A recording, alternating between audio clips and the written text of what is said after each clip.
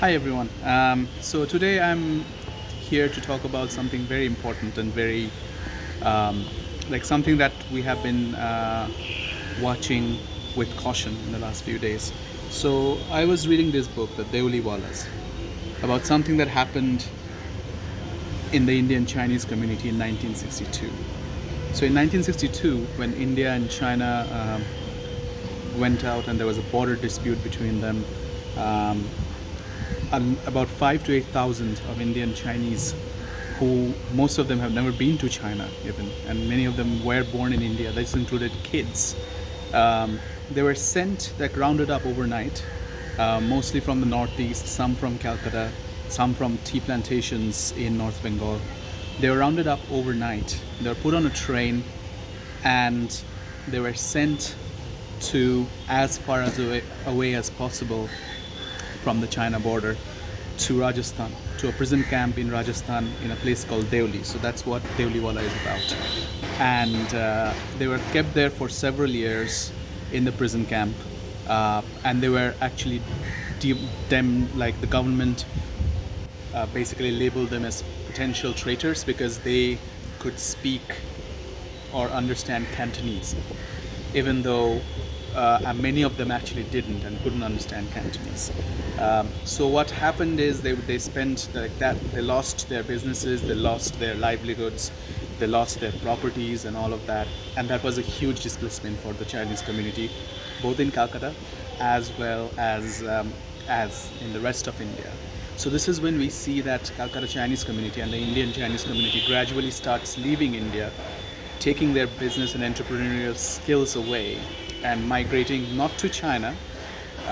If they were indeed, they thought that they have some connections with China, they would have gone back there. But they did not go back to China. They actually went to the US, they went to Canada, they went to England, they went to Australia, they went to New Zealand, and they had to restart their lives. So this book has horror stories such as kids being rounded up from schools and put on trains, parents of these kids being rounded up separately then and put on these trains, and these trains were labeled internee trains, and so wherever these trains stopped, the common people there would hurl eggs and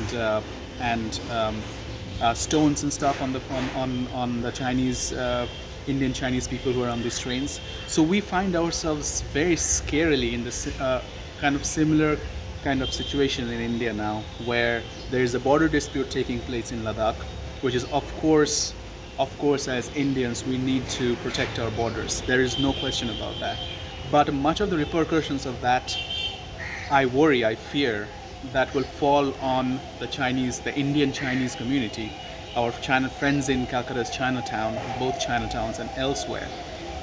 So please, and people from Northeast in general, because they so-called look Chinese according to us in general, many people. So I'm worried and I'm concerned about their well-being, because the way that we are seeing the anti-China rhetoric being talked about in the market, we're worried that the similar situation might happen again in case India and China actually goes out and actually starts dealing blows to each other once again. So the purpose of this video is to take you through this history, and also just request you to think about it before you, or maybe we try to label people as enemies of India, because the Indian Chinese community has never actually left India for centuries. The first settlement came up here in Calcutta in the 1780s, and then people just started coming to India and settling here for generations. Many of the current generation, most people in the current generation, the Indian Chinese community, they are Indian citizens, and if they're not Indian citizens, they are citizens of elsewhere, like Britain or Canada or something, other Western countries, not China. And also that they feel from the depth of their hearts, and we know this because we are very good friends with them and we've worked with them for the last 3 years. We know that they feel in the depth of their hearts that they're Indians. They don't identify themselves as Chinese nationals. So they are Indians. So please do not label them as enemies of the state. If it comes to that, I hope it doesn't come to that, in that India and China blows up, the conflict blows up into a total war. I hope it doesn't come to that, but if it does, let's take some lessons from history.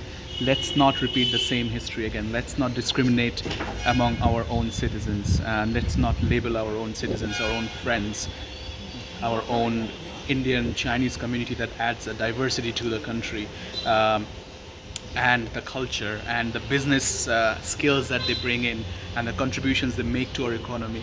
Please, let's not discriminate against them in case a similar situation breaks out between India and China in terms of the border dispute. Let's learn from history. It's a earnest request. So that's all I have to say.